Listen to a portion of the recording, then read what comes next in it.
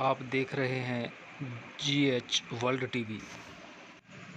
गांव अमीन में बाबा साहब डॉक्टर भीमराव अंबेडकर जी की 131वीं जयंती श्री गुरु रविदास धर्मशाला में मनाई गई, जिसमें मुख्य अतिथि के रूप में deputy excise and taxation commissioner NR फुले जी पहुंचे। होनहार बच्चों को सम्मानित किया गया। पत्रकार हमारे बीच में विद्यमान है अजमेर जी, जहाँ भी हमें आवाज सुन रहे हैं कृपया स्टेज पे आए। श्री अजमेर जी प्लीज।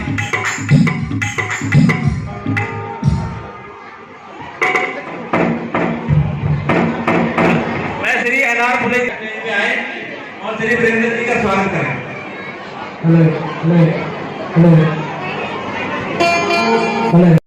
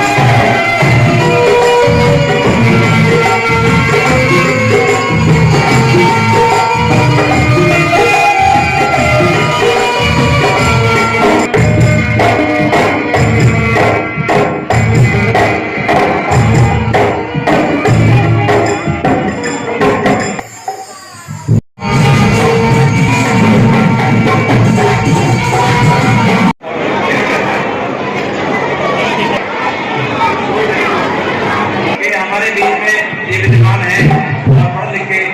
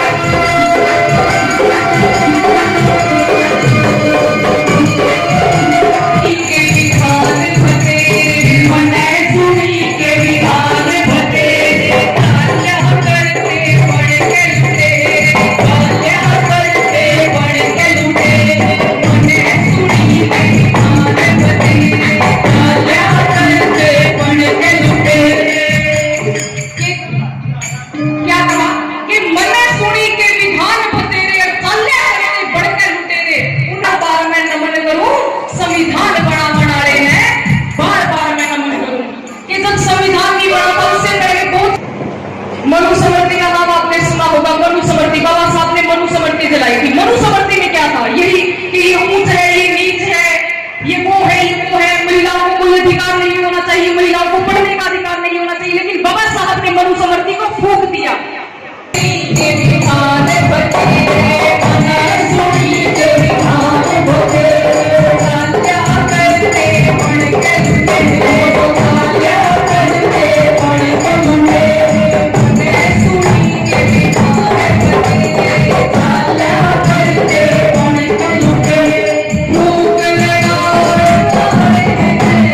रोक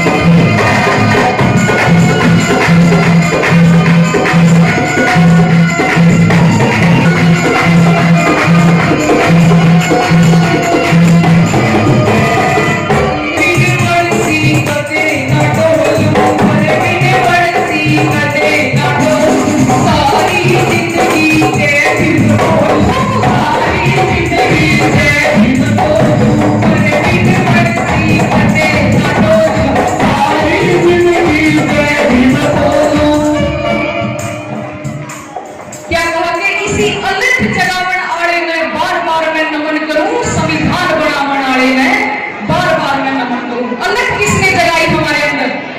एक समय था जब लोग भूल गए थे कि बाबा साहब कौन है। एक समय था जब लोग भूल गए थे कि डॉक्टर अम्बेडकर भी इस धरती पे आए क्या नहीं। उस समय में मान्यवर कांशीराम साहब ने, मान्यवर कांशीराम साहब का नाम आपने सुना होगा। मान्यवर कांशीराम साहब ने साइकिल पे हजारों किलोमीटर चल के लोगों को गली गली नुक्कड़ और चौराहों पर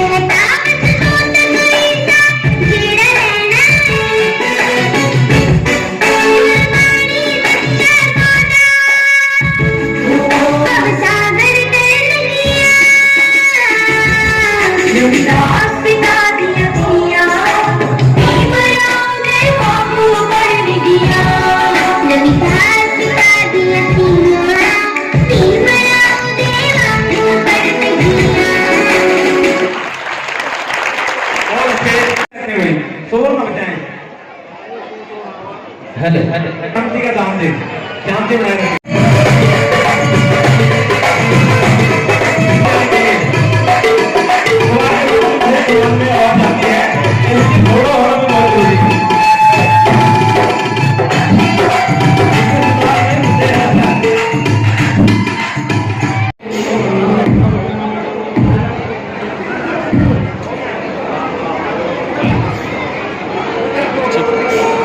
अच्छी बात है, लेकिन मेरी एक रिक्वेस्ट है सभी लोग जो है ना, क्योंकि करके ये करूंगा उसको रास्ते में चलना बड़ा मुश्किल है। सभी बच्चे आ जाएंगे स्टेज पे।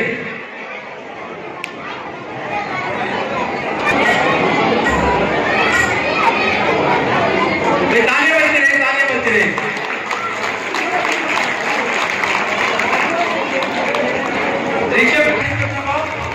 जिन बच्चों को मंडो मिले तो तालियां बजती रहे भाई।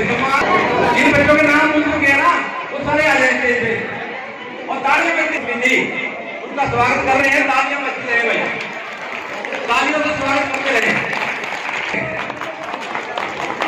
तालियां बजती रहे तो हौसला बजाएंगे बहुत जरूर।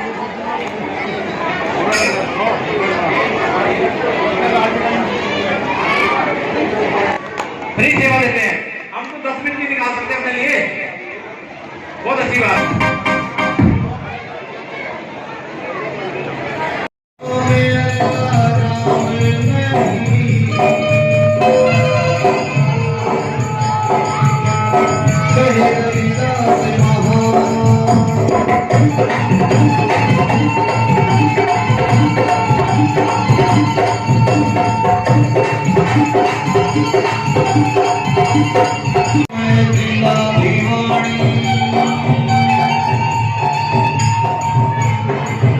और बड़सी है एकता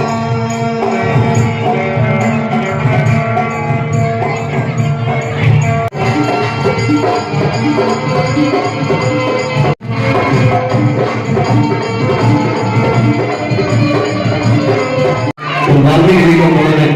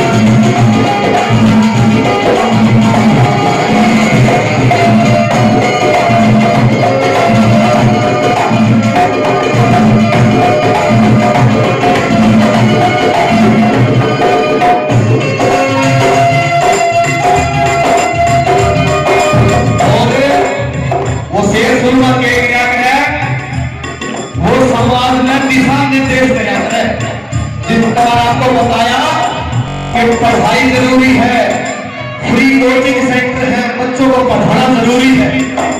क्या बोला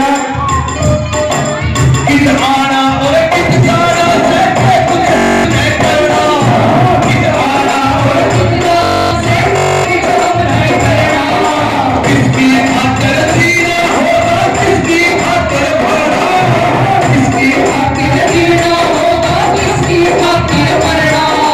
कित आना और कित जाना से कुछ हम नहीं करना, किसकी खातिर जीना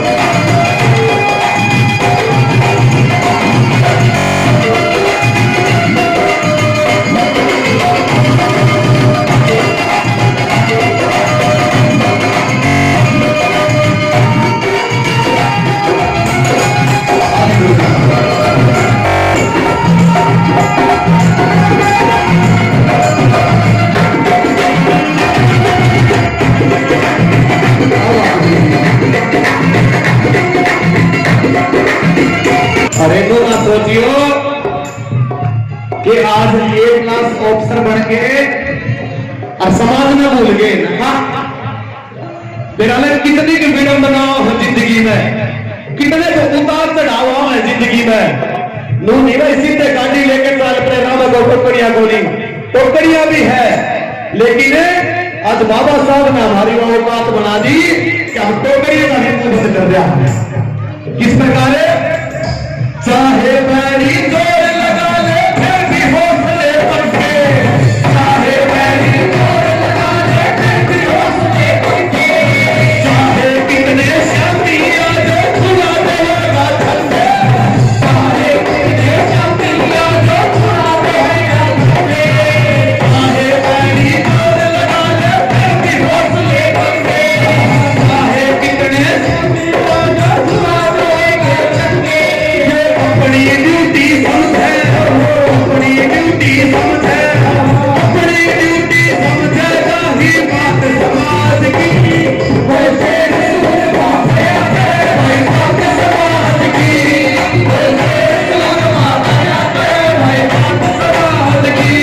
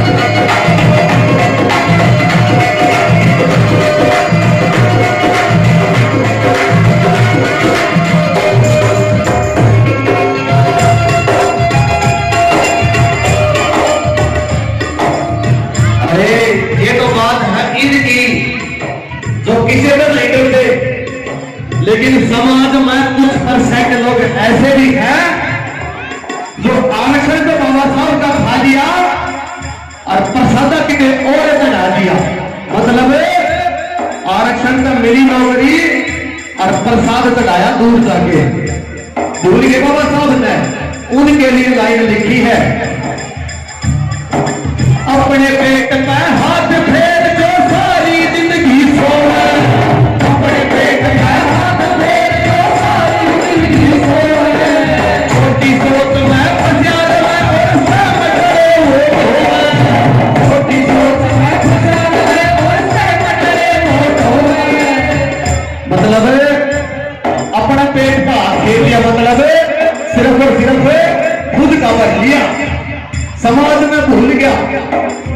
कुछ लोग हैं बहजे ऐसे हैं समाज में, बढ़िया सी नौकरी लग जाएंगे, शहर में सेंटर में कोठी बना लेंगे और गेट के बाहर बड़े बड़े अक्षर लिख देंगे कुत्तों से सावधान। भारत में कौन समझ मानती भीतर मानस रहे कुत्ते रहे, वो समाज के कुत्ते हैं जो समाज को भूल जाते हैं, जो बाबा साहब का खाया आरक्षण है और खुद का पेट बात फेर लिया।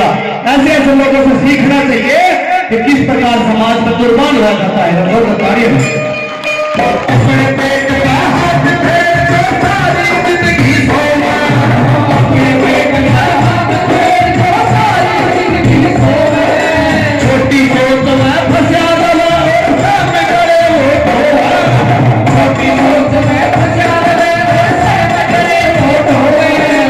इसे ईशान चढ़ा दी, इसे ईशान चढ़ा दी, इसे ईशान चढ़ा दी नया शान समाज की।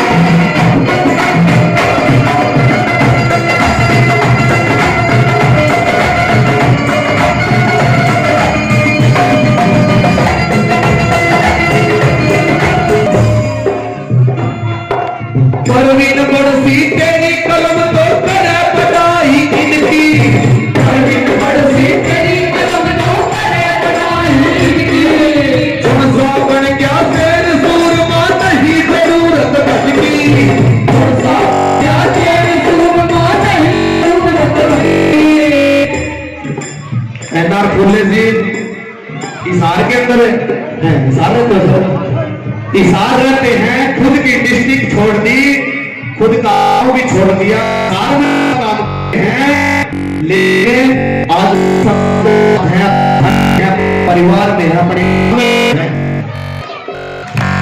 मैं ये कहता हूं कि जिस समाज की चिंता हो वो समाज में मिलिया करे, समाज में मिलिया करे। परवीन पर सीते कलम को करे बनाई जिंदगी, छोटा पर जैसे सूरमा नहीं जरूरत धन की, छोटा पर जैसे सूरमा नहीं जरूरत धन की। उसने चाहे अच्छी लगे, चाहे अच्छी लगे, उसने चाहे अच्छी लगे से मुलाकात समाज की, वैसे सूरमा गया करे बात समाज की, वैसे सूरमा गया करे बात समाज की। मेरे साथ सारी बेटे बोल रहे कि ये सारी कोई से सूरमा गया करे बात समाज की, कोई से सूरमा गया करे बात समाज की, कोई से सूरमा गया करे बात समाज की।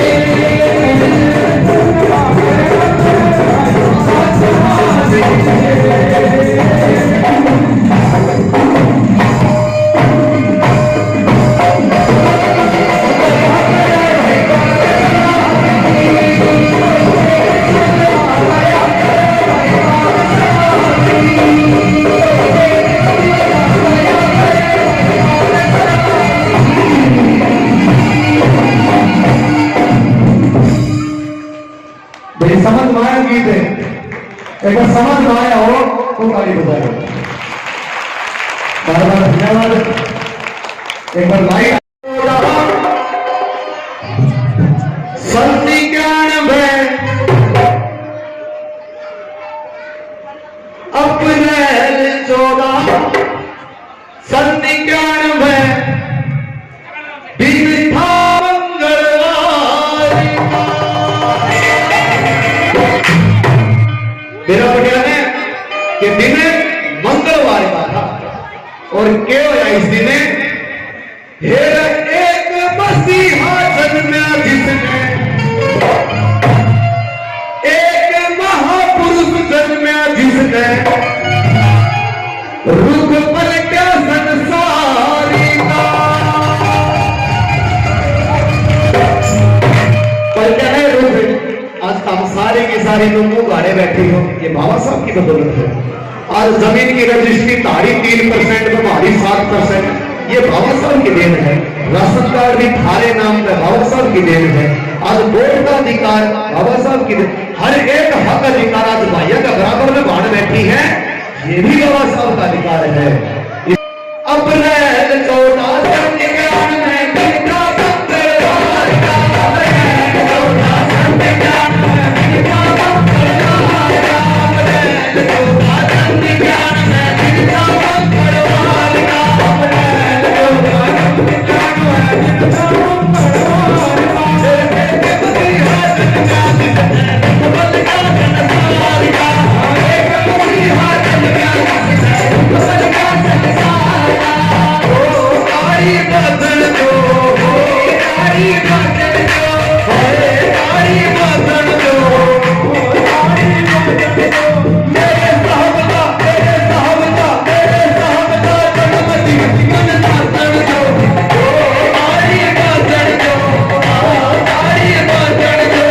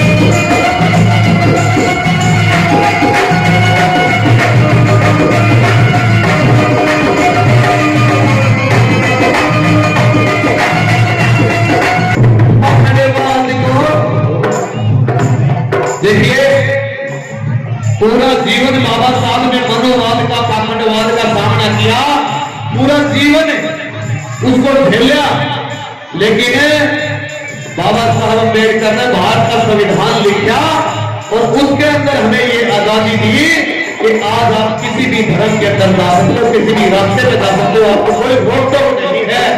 उस धर्म को ठोकर मार दी जिसमें असमानता की बात थी, और बाबा साहब ने अपने 10 लाख अनुयायियों के साथ बौद्ध धर्म को स्वीकार किया। ऐसी ताकत थी बाबा साहब है। और क्या किया?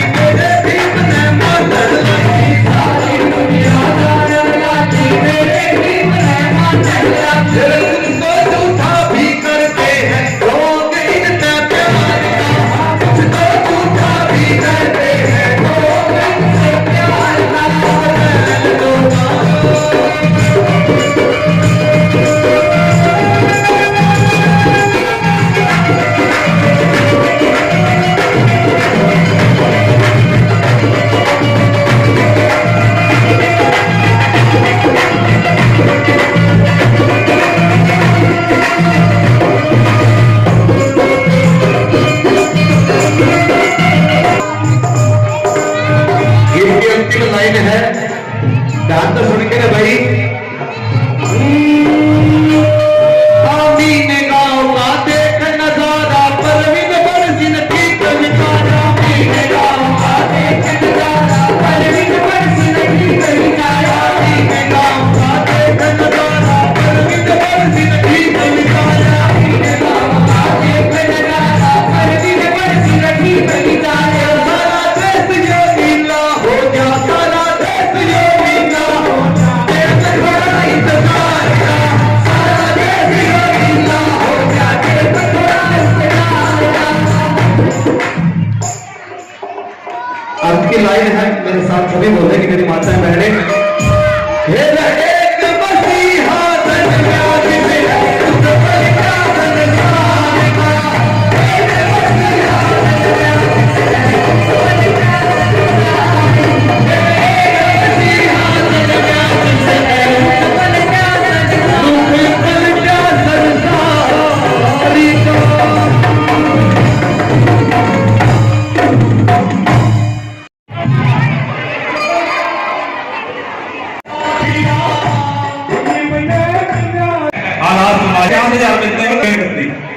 बड़ी शर्म की बात है। हमारी कर्म भूमि है, वहां तो हम काम करते ही रहते हैं, लेकिन अपनी जमीन से जुड़ने का एक जज्बा है।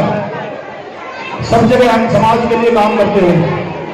तो मेरी बड़ी हार्दिक इच्छा थी, बचपन से इच्छा रही है कि अपने समाज के लिए कुछ काम करेंगे, लेकिन कुछ मजबूरियोंवश, क्योंकि पोस्टिंग कभी नजदीक हुई नहीं, इसलिए दूर दूर रहे, लेकिन जहां पे रहे अपने समाज से जुड़े रहे।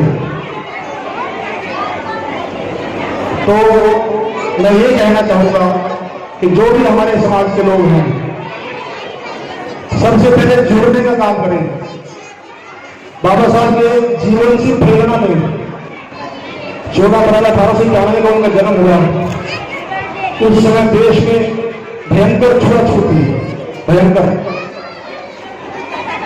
बाबा साहब ने जब स्कूल में एडमिशन लिया, 7 नवंबर सन 1900 को स्कूल में पहली बार एडमिशन लिया, तो उस दिन को महाराष्ट्र में स्टूडेंट डे के नाम पे मनाया जाता है, यानी कि छात्र दिवस। तो उनके समय में कितनी ज्यादा छुआछूत थी उनको क्लास से बाहर पढ़ाया जाता था। बच्चे जो थे उनके साथ घूमते फिरते नहीं थे। अगर परछाई भी पड़ जाती थी तो उसके बाद भी जो सवर्ण जाति के लोग हैं उनको नहाने की परंपरा थी। तो ऐसे समय में पब्लिक प्लेस से वो पानी नहीं पी सकते थे हमारे समाज के लोग, महार जाति से थे बाबा साहब। तो कितना कष्ट उन्होंने सहा, लेकिन उनके दिल के अंदर एक कसक थी कि मैंने अपने समाज के लिए कुछ करना है। उस जमाने में पूरे भारतवर्ष से वो पहले शख्स थे जिन्होंने विदेश में जाकर कितनी डिग्रियां हासिल करी, कुल मिला के 32 डिग्रियां हासिल करी। 32 डिग्रियां, जिनमें LLB, PhD, MSc, BSc, कितनी डिग्रियां हैं। क्या आज हम 32 डिग्रियां प्राप्त कर सकते हैं इतनी सुविधाएं होने के बावजूद? बहुत मुश्किल है। तो मैं आप लोगों को ये आह्वान कर रहा हूं कि वो समाज चला गया, अपना तो छुआछूत है और साधन संपन्न है हम लोग, तो अपने बच्चों को पढ़ाएं। मैं ज्यादा भाषण नहीं दूंगा, सिर्फ प्रेरणा के लिए 2 शब्द जरूर बोलूंगा। अपने बच्चों को पढ़ाएं, क्योंकि शिक्षा ही जीवन में सुधार ला सकती है। बाबा साहब का मूल मंत्र था, शिक्षित बनो, संगठित रहो और संघर्ष करो। सबसे पहला मंत्र था शिक्षित बनो। शिक्षित का मतलब सिर्फ ये नहीं 10वीं पास करनी, 12वीं पास करनी। माँ बाप का ये फर्ज है कि उच्च शिक्षा दें, उच्च शिक्षा देंगे तभी समाज में जागृति आएगी। 10वीं 12वीं से काम होने वाला नहीं है। उच्च शिक्षा देंगे तभी बात बनेगी।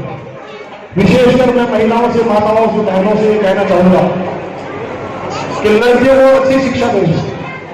अगर एक लड़की पढ़ती है तो 2 खर्च बढ़ते हैं, और एक लड़का पढ़ता है तो एक ही खर्च करता है।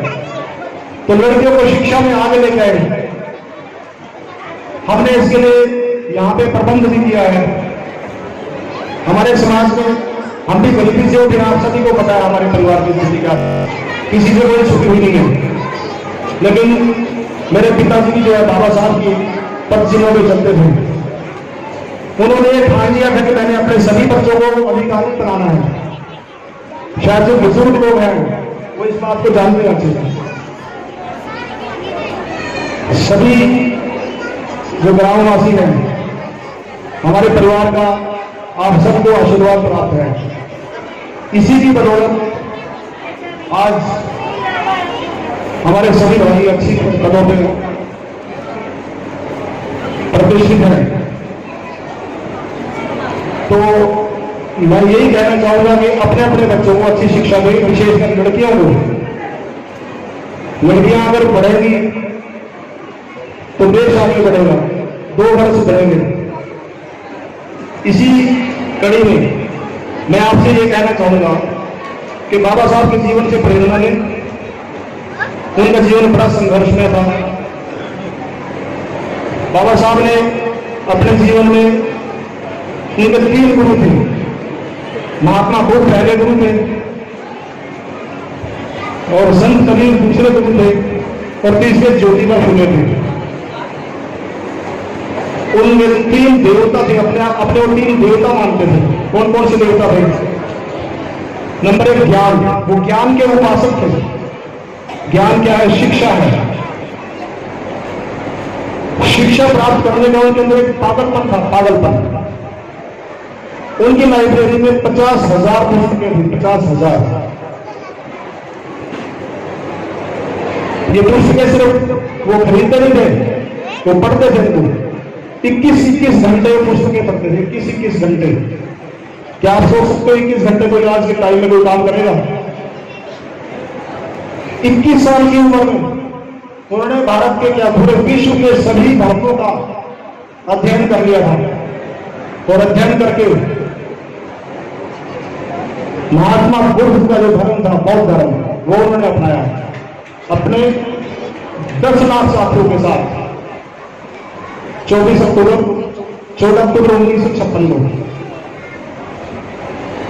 तो उनका पहला देवता था ज्ञान, दूसरा देवता था स्वाभिमान। स्वाभिमान का मतलब सेल्फ रिस्पेक्ट। वो कितने आत्मसम्मान से भरे हुए थे आप सोच नहीं सकते। देश के जितने भी गवर्नर जनरल हुए उनके सबके साथ बहुत अच्छे संबंध थे। अगर वो चाहते तो बड़े से बड़े पद को प्राप्त कर सकते थे, इतने एजुकेटेड थे। लेकिन उनको डिस्ट्रिक्ट जज, जो सेशन जज के बराबर की पोस्ट है, वो ऑफर हुई, वो उन्होंने मना कर दी। किस लिए मना कर दी? ताकि समाज की सेवा कर सके। उनको ऑफर दी गई कि आप एक बार डिस्ट्रिक्ट जज बन जाओ, उसके बाद आप हाई कोर्ट के जज बन जाएंगे और कुछ ही सालों में सुप्रीम कोर्ट के जज बन जाते हैं। लेकिन उन्होंने स्वाभिमान से समझौता नहीं किया। स्वाभिमान कैसा? अपने समाज को जगाने का स्वाभिमान, ताकि अपने समाज को जागृत कर सके। बाबा साहब जो थे कितनी गरीबी में रहे हैं। उन्होंने अपने कई भाषणों में कहा है कि मेरे पास खाने के लिए न तो पर्याप्त पैसे होते थे न संसाधन थे। चावल की जो टूटी हुई किनकी होती है, किनकी, वो बना के वो खाते थे, उसी की रोटी बनाते थे पीस के। उनको कमरा किराए पे नहीं मिलता था, काश सुधारने को कमरा लेना पड़ता था। लेकिन आज कितनी स्थिति बढ़िया है हमारे पास सारे सुख संसाधन हैं। अगर हम सिर्फ समाज से जुड़े रहें तो समाज का बहुत भला होगा।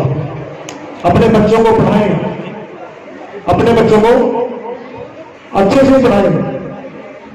मैंने यहां पे श्री मांगेराम जी MR सर्वा जी, ये इन्होंने D.Tech और M.Tech कर दिया, D.Tech और M.Tech, और 20 साल का इनका एक्सपीरियंस है।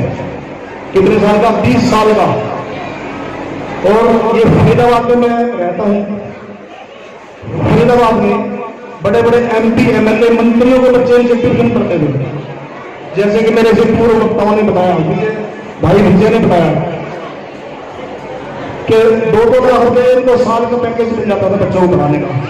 लेकिन समाज की सेवा करने के लिए अपने एरिया में, अपने क्षेत्र में आए हैं यहाँ पे, और मेरे से शुरू से जुड़े हुए हैं। तो अपनी समाज सेवा करने के लिए इनको एक मौका यहाँ पे मिला है। अब ये कुरुक्षेत्र से आते हैं यहाँ पे सुबह 6 बजे आते हैं। आप सबको कितने बजे उठते होंगे? 6 बजे आने के लिए 4:30 बजे सो के उठते होंगे और शाम को लेट तक बच्चों को पढ़ाते हैं। लेकिन बड़े दुर्भाग्य की बात है कि जो मेरे को रिजल्ट की उम्मीद थी कि बच्चे यहाँ पे जुड़ेंगे, अभी तक जुड़े नहीं है बच्चे। मैं देखता हूँ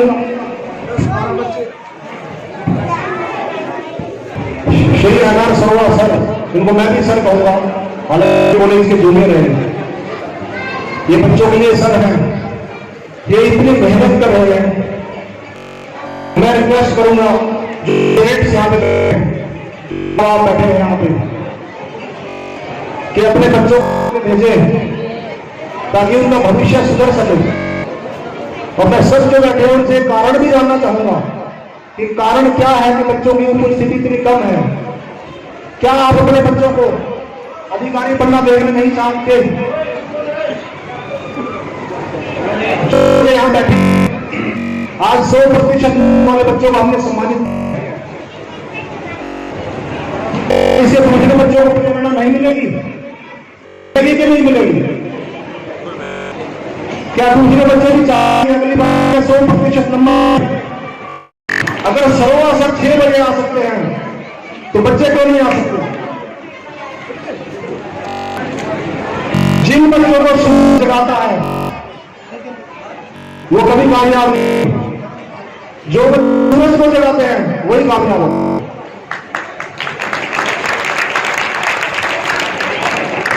जब सर्वा साहब आ सकते हैं 6 बजे तो गांव के लोग, मैं भी कम, इनमें लिए मंशा थी और जिद थी कि प्रोग्राम होना ही चाहिए। मेरा मेन मकसद था कि बच्चों को, माँ बाप को इकट्ठा उनको जान सके। कहीं ना कहीं या तो मैं मेरे अंदर ही कमी कहूंगा, या फिर बच्चे ज्यादा आलसी हैं। अगर बच्चे ज्यादा आलसी हैं तो हमारे माँ बाप जो थे जैसे डिसिप्लिन में है, मेरा तो यही मानना है कि माँ बाप ऐसे डिसिप्लिन में है। अगर ऐसे ही डिसिप्लिन में है, अनुशासन में है, तो क्यों अपने बच्चों को लोग 6 बजे नहीं भेज सकते? इसका मैं कारण जानना चाहूंगा। हालांकि इलेक्शन का समय में, लेकिन आपसे जो प्रार्थना है, मैं कम से कम ताकि हो सके। 10 बच्चे अब नया जाए तो सबको नए तरीके से शुरू करनी पड़ेगी। यहाँ पे 10वीं के कितने बच्चे हैं? आप खड़े 10वीं के बच्चे, 10वीं के कितने बच्चों के माँ बाप हो सकते हैं? बताओ मेरे को। अमीर की क्या पता? हमारे समाज में जो फाइनेंशियल सिचुएशन है, मुझे पता है। आप लोग अपने माँ बाप का कहना मानो और कोचिंग सेंटर में आओ। आपके भविष्य की मैं गारंटी देता हूं। मैं यहाँ पे हूं, जो बनना चाहेगा वो बनवाएगा।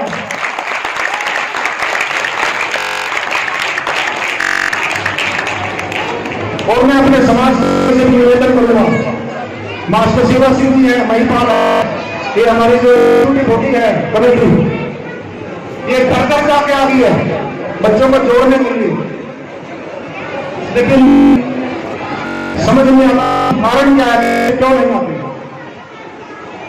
मैं ये तो ये कोचिंग से उठाकर ले जाएंगे, क्योंकि पूरे गांव में जो मकसद है वो खत्म हो जाएगा।